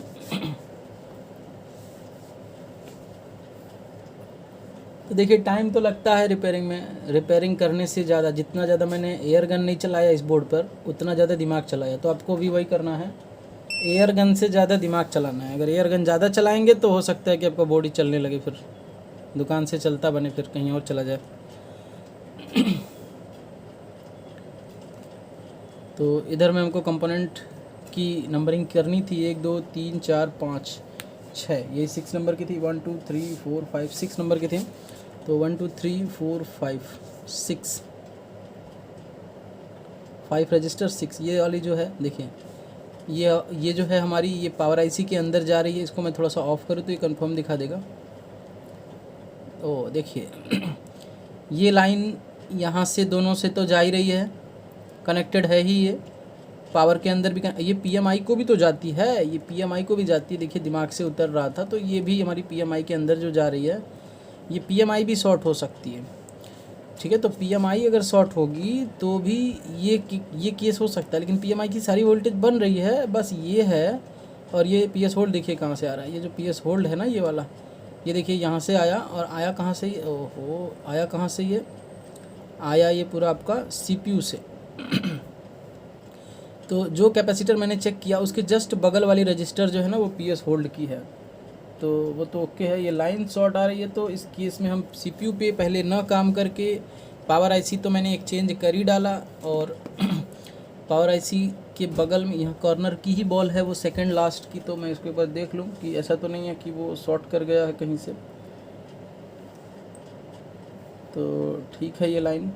तो मुझे इस केस में अभी ये जो पावर आईसी लगी है मेरी, इस पर भी डाउट जा सकता है, क्योंकि ये शॉर्ट होगा तो नहीं होगा, लेकिन अभी फ़िलहाल में ये शॉर्ट नहीं है। मैं एक बार देख लूँ इसको माइक्रोस्कोप में जूम करके कि ऐसा तो नहीं ना है कि जो बॉल है मेरी वो शॉर्ट आ रही है। तो मैं देख लेता हूँ इसको, फिर दिखाता हूँ आपको भी, क्योंकि साइड से वो बॉल दिखती है।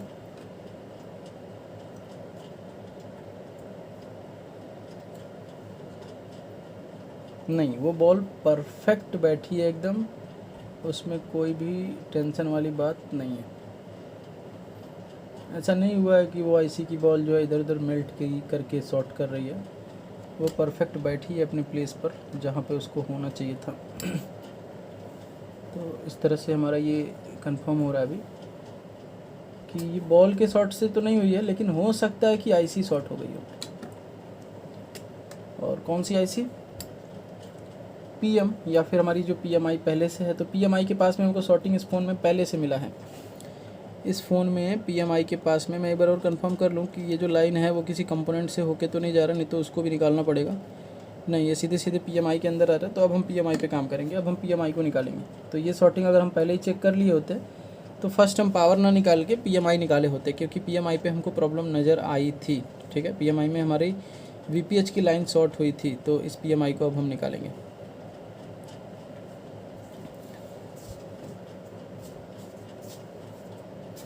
तो ये जो पीएमआई है, इसके अगल बगल जो कैपेसिटर लगे हुए हैं उससे तो कोई कनेक्शन नहीं है इनका, तो कोई दिक्कत नहीं। पीएमआई को हम सीधे निकालेंगे। और एक बार हम इसका जीआर चेक कर लेते हैं कि जीआर सही है कि नहीं। तो ये 1 है फॉरवर्ड में, और बैकवर्ड में क्या है? ठीक है, ये सही है, कोई दिक्कत नहीं है। तो अब हम पीएमआई को निकालते हैं। तो इसमें हमारा पावर आईसी चेंज हो चुका है ऑलरेडी, और अब हमारा चेंज होगा इसमें पीएमआई।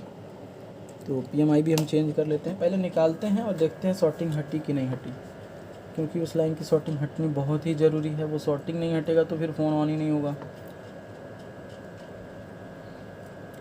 तो वीडियो जो है काफ़ी लंबा हो चुका है, 1 घंटे से ऊपर का हो चुका है। तो बहुत ही मेहनत लगा इसको बनाने में। आप ज़रूर से इस वीडियो को शेयर करें, लाइक करें, और वीडियो अच्छा लगता है तो कमेंट करके इसका फीडबैक दें।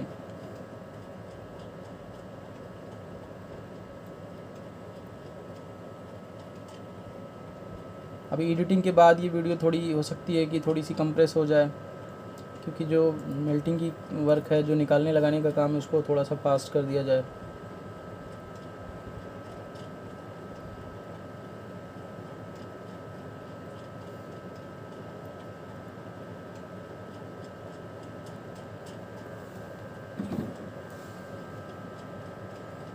तो देखिए ये पावर आईसी निकल चुकी है, और इसकी बॉल्स को मुझे क्लीन करना होगा, तो अभी कर लेते हैं, क्योंकि अभी हीट है वो, तो थोड़ा आसानी से क्लीन हो जाएगा।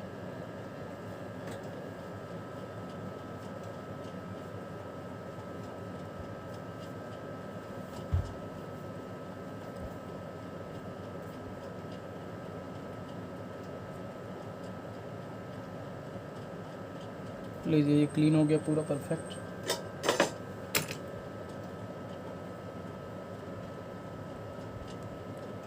और अब हम उस बॉल्स को चेक करेंगे कि वो बॉल बजर आ रही है कि नहीं आ रही है, जो बीट मैप से कनेक्टेड बता रही है।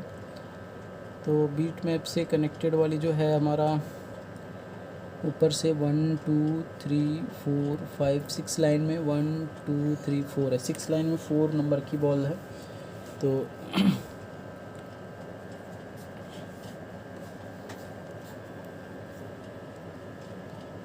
1 2 3 4 5 6 लाइन में 1 2 3 4 नहीं हटी अभी भी, यानी कि हमारा पीएमआई सही है। तो हम पीएमआई को लगा सकते हैं, और यहाँ पे हम पीएम को भी अब निकाल लेते हैं, क्योंकि काम तो हमको नज़र आ गया, या प्रॉब्लम तो नज़र आ गई। लाइन शॉर्ट है भैया, तो सीधी सीधी बात है कि शॉर्टिंग हटा लेना है, फिर ऑन कर लेना है। तो इसको भी निकालते हैं, देखते हैं, हो सकता है आईसी सही से नहीं लगी हो, तो हो सकता है प्रॉब्लम।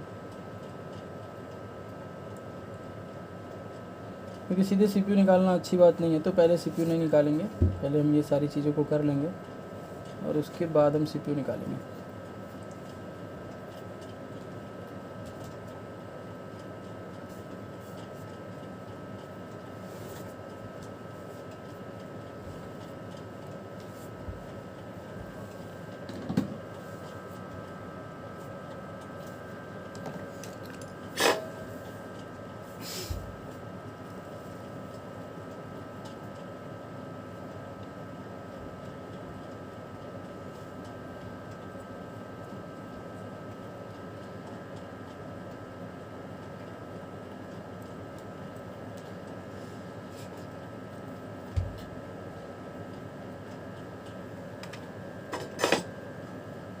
तो देखिए यहाँ पे दोनों आईसी मैंने निकाल रखी है, और अब हम इस पॉइंट की टेस्टिंग करेंगे कि क्या अभी भी इसमें शॉर्टिंग है। हाँ है, इसका मतलब है कि सीपीयू हमारा शॉर्ट है। तो अभी इसमें कोई प्रॉब्लम वाली बात नहीं है कि सीपीयू शॉर्ट है या नहीं है। यहाँ पे ये कंफर्म है कि सीपीयू शॉर्ट है। तो अभी हम आपको सीपीयू निकाल के दिखाएंगे कि वो लाइन की शॉर्टिंग हटी कि नहीं हटी। क्योंकि वो जो लाइन है हमारा पीएम पावर ऑन रीसेट की लाइन है, मोस्ट इम्पॉर्टेंट लाइन है, वो रीसेट नहीं बनेगी तो पावर आईसी जो है वो पीएस होल्ड के लिए, पावर आईसी को पीएस होल्ड नहीं मिलेगी। पावर आईसी को जब पीएस होल्ड नहीं मिलेगी तो काम ख़त्म बोर्ड का।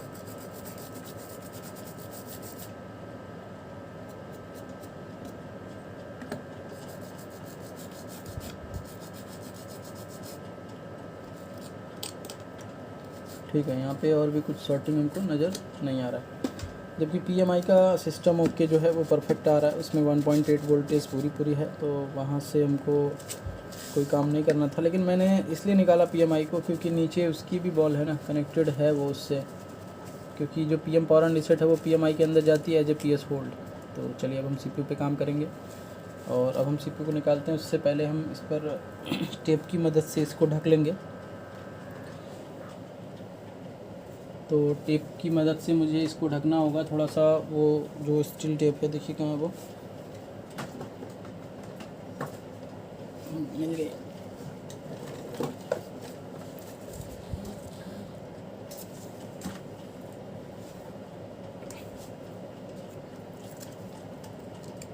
तो इस पर हम टेप लगा लेते हैं।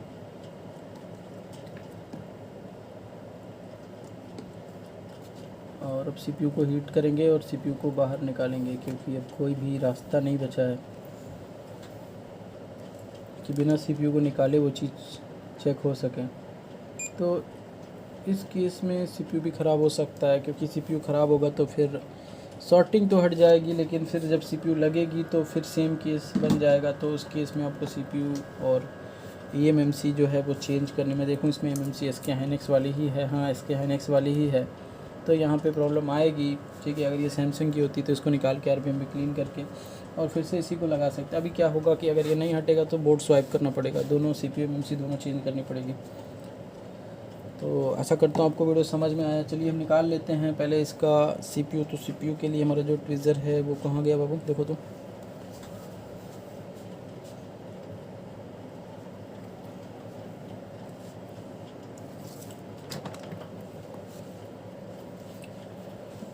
सबसे पहले हमको फर्स्ट CPU पे थोड़ा हीट देना होगा और हीट के बाद इस पर हमको पेस्ट लगाना होगा और पेस्ट लगाने के बाद मैं इस CPU को कंटिन्यू हीट करूँगा।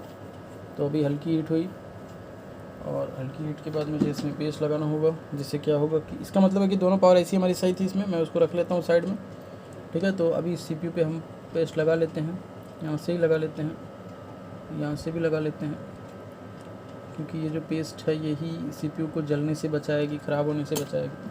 पेस्ट की मात्रा कम होगी तो आपका काम नहीं हो पाएगा, वो मेल्ट नहीं करेगा और CPU ख़राब हो जाएगी। तो फ़िलहाल में अभी मैंने तो इसमें पेस्ट लगा दिया और इसको हम हीट करते हैं। कहाँ गया ट्विज़र वो वाली,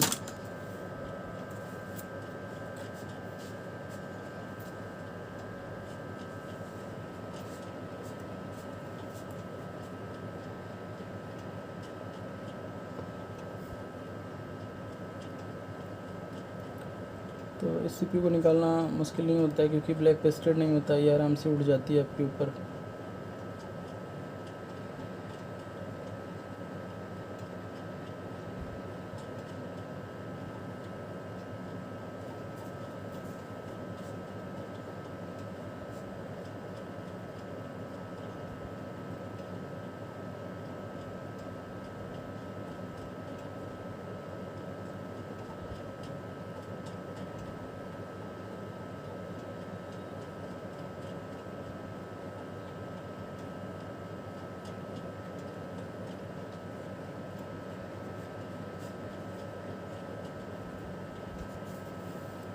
तो ये जो केस है ये वाटर डैमेज का केस हो सकता है, क्योंकि वाटर डैमेज में ऐसा आता है।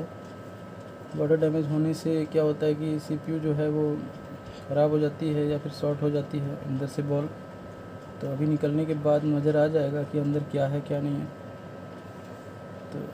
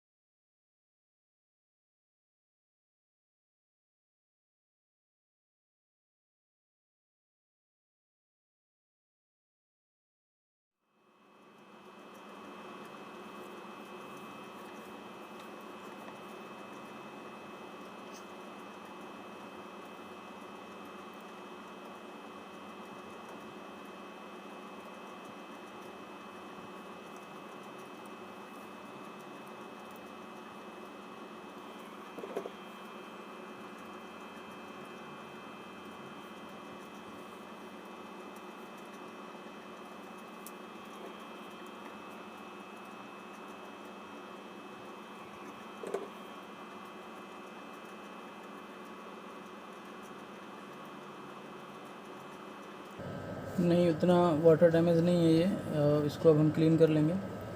वाटर लिक्विड नज़र नहीं आई, तो मेरे ख्याल से ये बोर्ड शॉर्ट हो गया है। और ये जो बोर्ड है ये कंप्लीट टेस्ट हो चुका है, इसमें सीपीयू ख़राब होगी या फिर बोर्ड ख़राब होगा। तो अभी इसको हम एक बार क्लीन कर लेते हैं, फिर हम आपको टेस्टिंग करके दिखाते हैं। अभी बोर्ड हीट है तो मैं इसको क्लीन करना अच्छा समझूंगा, ये थोड़ी जल्दी से क्लीन हो जाएगी।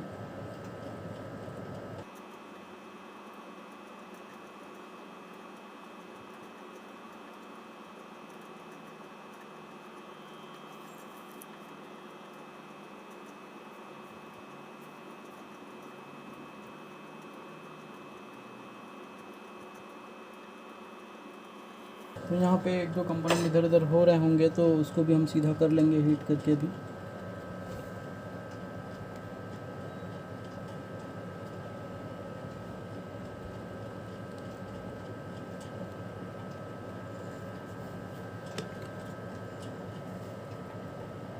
तो यहाँ पे मेरे दो कंपोनेंट्स जो हैं वो निकल गए हैं, तो इसको भी हम लगा लेते हैं। और ये दोनों कंपोनेंट जो हैं हमारे, एक PS वोल्ट की लाइन की है और एक, मैं इसको स्कीमेटिक में देख लूँ, एक बार कंफर्म कर लूँ।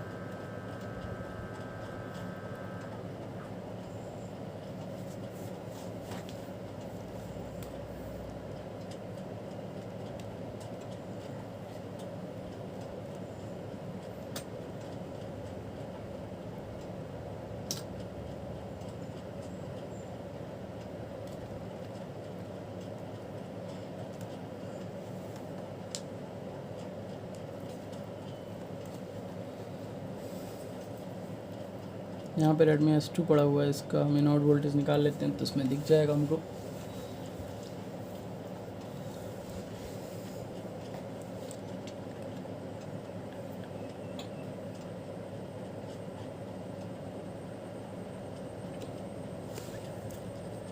तो यहाँ पे CPU के पास में आपको दिखा दूँ मैं कि जो कंपोनेंट है वो हमारी मिसिंग हुई है, जो दोनों रजिस्टर, हाँ ठीक है, यहाँ पे दो रजिस्टर बीच में होने चाहिए थे, जो कि हमारे यहाँ पे केवल एक रजिस्टर नज़र आ रहा है और एक दो बोर्ड पे रखे हुए हैं। तो मैं इनको लगा देता हूँ मल्टीमीटर।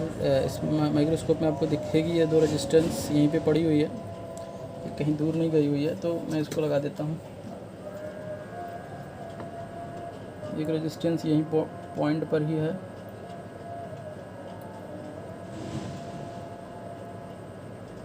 ये दूसरा यहाँ बीच में है।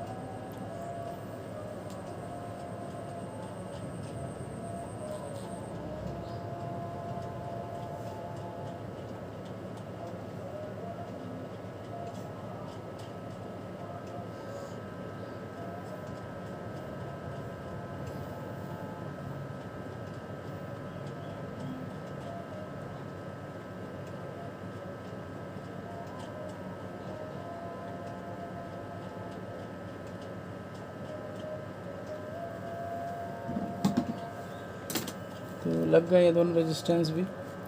थोड़ा सा बोर्ड को ठंडा होने देते हैं, फिर इस पर हम स्प्लिट की मदद से इसको क्लीन कर लेते हैं।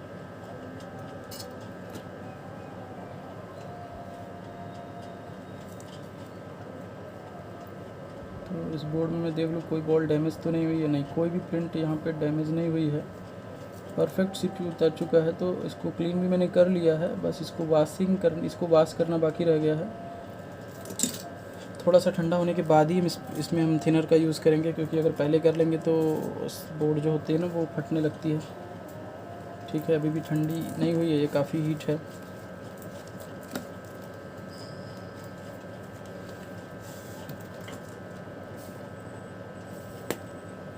अभी भी हीट है ज़्यादा।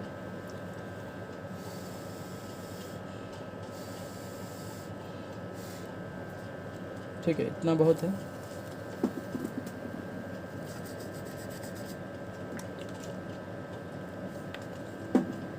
तो इसमें मैंने फाइनली सब कुछ निकाल के आपको दिखाया, बस ये एमएमसी चिप बची हुई है। दोनों पावर आईसी निकली, सीपीयू निकली। तो अगर हम पहले ही सीपीयू निकालते तो फिर सस्पेंस बना रहता ना कि पावर आईसी की तरफ, या सीपीयू हटाते ही हमारी हट जाती।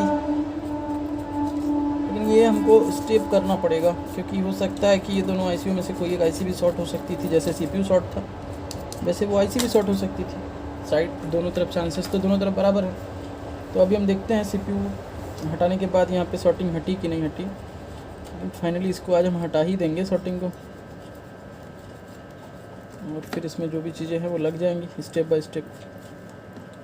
तो ये वीडियो काफ़ी लंबा होने वाला है, काफ़ी लंबा हो चुका है ऑलरेडी।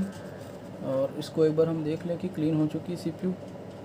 ठीक है, CPU परफेक्ट क्लीन हो गई, कोई दिक्कत वाली बात नहीं है।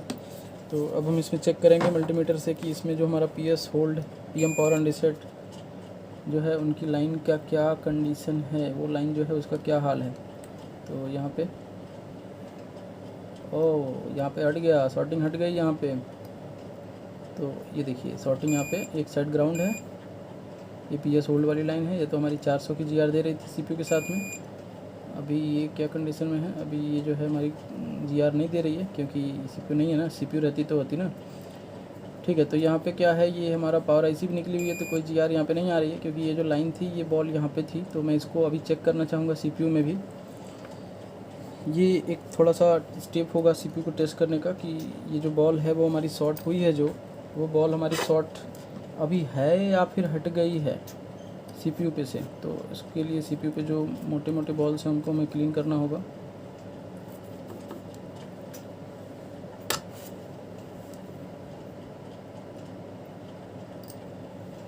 क्योंकि इनको क्लीन करने के बाद फिर हम CPU की टेस्टिंग कर लेते हैं कि क्या PM पावर एंड रीसेट जो है वो CPU में इतनी ज़्यादा ग्लू गिर गई। इसको मैं कम कर लूँ।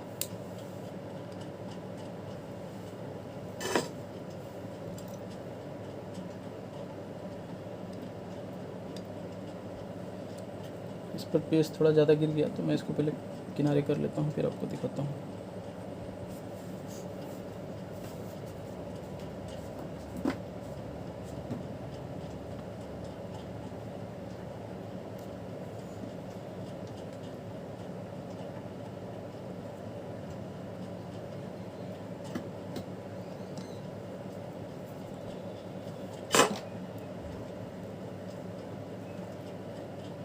देखिए यहाँ पे ये क्लीन कर लेते हैं क्योंकि इसमें जो बॉल्स है वो आपस में सटी हुई नहीं होनी चाहिए।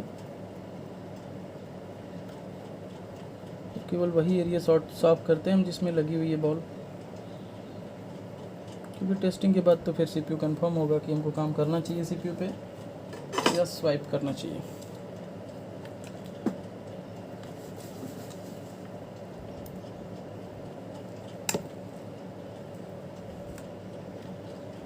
तो अभी फ़िलहाल में मेरा CPU जो है वो सामने आ चुका है, और इसके लिए मुझे थोड़ा सा इसको अलाइन करना पड़ेगा जैसे ये लगा हुआ था। इससे क्या होगा कि इसकी बॉल की अलाइनमेंट मिल जाएगी कि हाँ भाई CPU की ये इतने नंबर की जो बॉल है वो हमारी शॉट है। तो हमको इधर से काउंटिंग करनी है और CPU को मुझे ऐसे रख लेना है।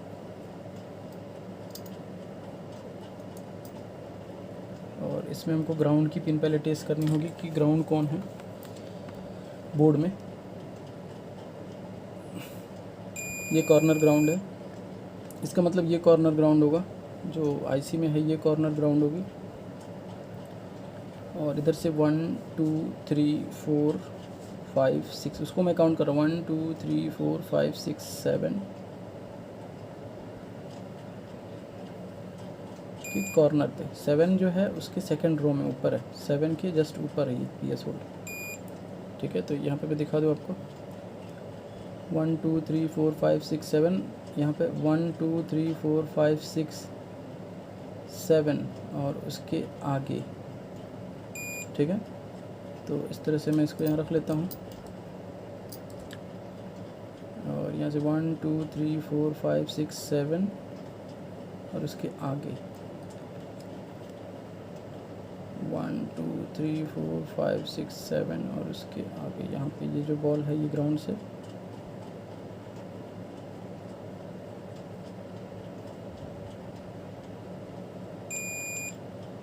1 2 3 4 5 6 7